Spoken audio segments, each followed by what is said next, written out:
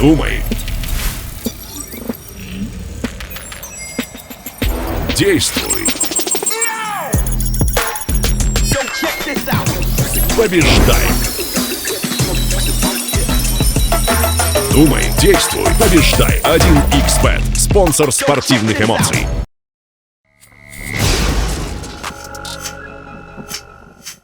Всем привет, дорогие! На календаре вторник, а значит время смотреть на Изадай Ньюс. Новости контактных видов спорта. Тем более нам есть о чем с вами поговорить. Закончились Олимпийские игры в Париже. Итоги, как и сделанные выводы у всех стран, разные. Поговорим об этом и не только, и даже послушаем экспертное мнение. Почему ожидания казахстанцев не совпало с реальностью? Открываем новости с рубрики «Герой недели». Сегодня им стал кыргызский боксер Мунарбек Сейитбекуулу. На Олимпийские игры спортсмен прилетел один, без своего тренера. Из-за поздней квалификации боксера и ранним окончанием срока подачи аккредитации его тренер Бегана Султанбаев, к сожалению, не смог попасть на игры и поддержать своего ученика. Обидненько. Ладно, тут обстоятельства. Но вот почему местные спортивные чиновники купили Мунарбеку обратный билет после четвертьфинала – уже вопрос. Боксер показал мощную силу воли и таки дошел до финала. Несмотря на то, что в решающем поединке Мунарбек проиграл, его завоеванная во всех смыслах этого слова серебряная медаль становится первой в истории кыргызского бокса на Олимпийских играх. Кстати, важная ремарка. Мунарбек был единственным представителем олимпийской сборной по боксу Кыргызстана. Видимо, Фортуна очень любит Мунарбека, что, несмотря на сложности, она частенько ему улыбалась. Без поддержки спортсмен частенько ездил на тренировочные сборы в Узбекистан. Скорее всего, поэтому Хасанов и оказался в его углу. Правда, в финале его уже не было. Это объяснимо. Мунарбек в финале сошелся с узбекским бойцом. В знак благодарности и дружбы между народами заслуженный деятель культуры Кыргызстана Асоль Молдокматова удостоила Хасанова медали Чингиса Айтматова. Честно сказать, пока писала текст на эту новость, прослезилась. Это какой силой воли и веры в себя нужно обладать, что даже жестокий и хлесткий ветер обстоятельств не ломает тебя? Зачем смотреть драмы по телеку, когда душераздирающие реальные истории прямо перед нами происходят? До чего же это эмоционально? А спонсор спортивных эмоций – 1xBet. На этих выходных в Китае прошло 2 турнира, на которых выступили спортсмены из Казахстана. 10 августа состоялся турнир Шой Комбат-1, почетным гостем которого был Шавкат Рахмонов. В главном бою вечера Тайлак Нуражи нокаутировал Кирилла Карпекина в первом раунде. В соглавном событии вечера Бакмирей Маркс также нокаутировал оппонента из Китая в первом раунде, а Ермахан Орынтаев одолел соперника единогласным решением судей. Еще 3 казахстанца 9 августа выступили на турнире Brave 84. К сожалению, в главном бою вечера Ярасыл Шукатаев уступил бойцу из Грузии единогласным решением.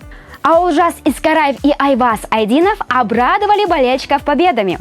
Оппонентами казахстанцев стали бойцы из Китая. И Олжас, и Айваз победили единогласным решением судей.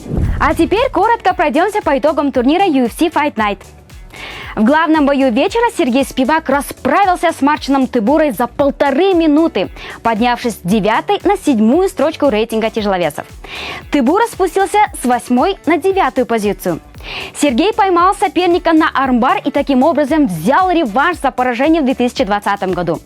Тогда полярный медведь уступил Тыбуре решением судей. Ух, какова ж сладкая победа! Долгожданная, длиной в 4 года. Это были нереальные спортивные эмоции, спонсором которых, кстати, является 1xBet. А в соглавном бою Чепе Марыскал единогласным решением победил Дэймона Джексона. Это 7-я победа подряд для Чепе и 4-я в UFC. Николай Веретенников уступил раздельным решением в дебюте UFC. Его соперником был непобежденный американец Дэнни Барлоу. 2 судей отдали первые 2 раунда американцу, а 3-й судья оценил все 3 раунда в пользу нашего соотечественника. Напомним, друзья, что Николай вышел на бой на коротком уведомлении. Если вы давно ждали возвращения в клетку Евгения Егимбердиева, для вас отличная новость. Экс-претендент на титул лиги ACA возвращается к работе и порадует нас с вами выступлением на турнире ACA 179, который, кстати, состоится 8 сентября в Краснодаре. За 3 года простоя из-за проблем с коленями болельщики успели изрядно соскучиться по Эгембердиеву. Сейчас, как мы знаем, спортсмен в хорошей форме и проходит лагерь в Таиланде. ММА на Олимпийских играх. Как вам такая идея? А вот президенту UFC Дана Уайт она пришлась по душе. Глава сильнейшей лиги согласен с тем, чтобы ММА как вид спорта были включены в олимпийскую программу. Как мне кажется, ММА уже должны быть включены в Олимпийские игры. Но, честно говоря, мне не хотелось бы заниматься их продвижением в этом плане. Я просто согласен с мнением о том, что они должны присутствовать на Олимпиаде.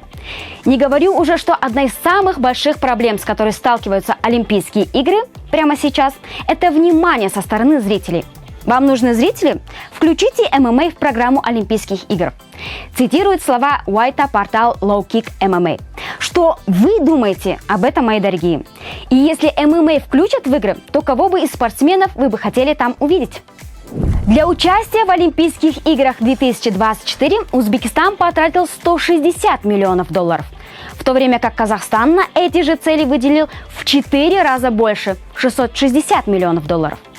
Также наша страна выплатит спортсменам, ставшими призерами Олимпийских игр, более миллиарда тенге. Выплаты регулируются постановлением правительства РК и предоставляются из республиканского бюджета. В командных соревнованиях каждый спортсмен получает полную сумму. За 4-е, 5-е, 6-е место также идет вознаграждение от 5 до 30 тысяч $. В чем секрет, так сказать, узбекского феномена? И почему мы не смогли достичь желаемых результатов? Ответ на это мы узнаем от нашего эксперта, казахстанского промоутера и комментатора по боксу Серика Нояна. Вот и закончились Олимпийские игры в Париже. И, к сожалению, у сборной Казахстана только одно серебро, когда у наших соседей, у Узбекистана, 5 золотых медалей, 2 двукратных олимпийских чемпиона. Их можно поздравить с таким хорошим рекордом. А что касается сборной Казахстана, наши болельщики всегда привыкли ожидать высокие результаты от наших боксеров, но, к сожалению, 2 олимпийских цикла подряд у нас результаты нас не очень радуют. Здесь совокупность очень многих факторов. Причина первая, как заявляют авторитетные эксперты, это нехватка хорошей физической подготовки.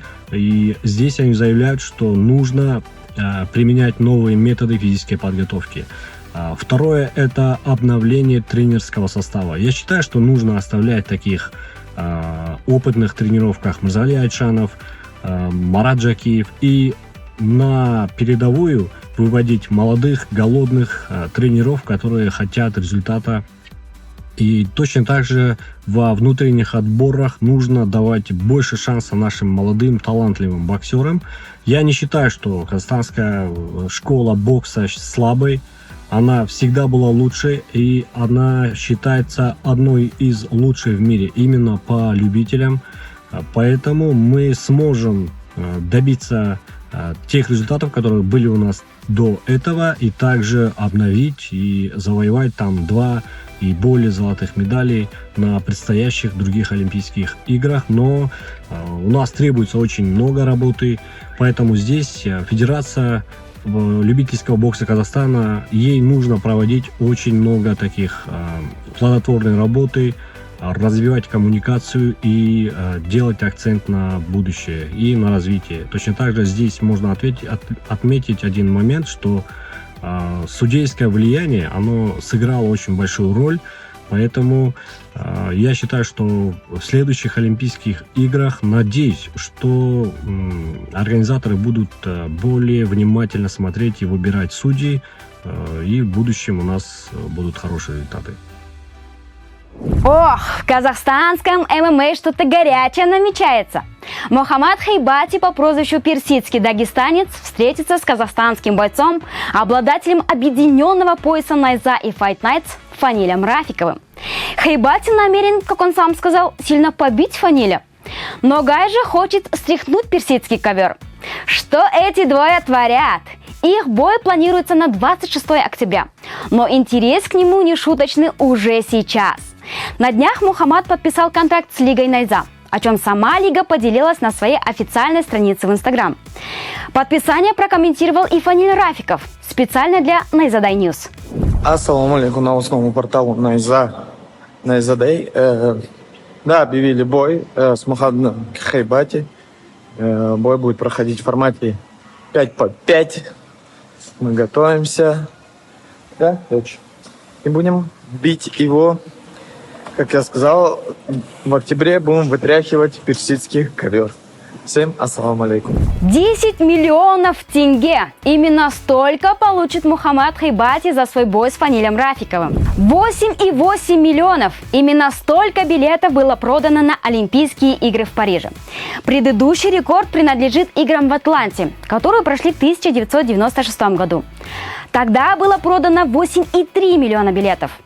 Может, и считается, что Олимпиада в Париже самая скандальная. План по продажам они, кажется, перевыполнили. На этом у меня все, дорогие.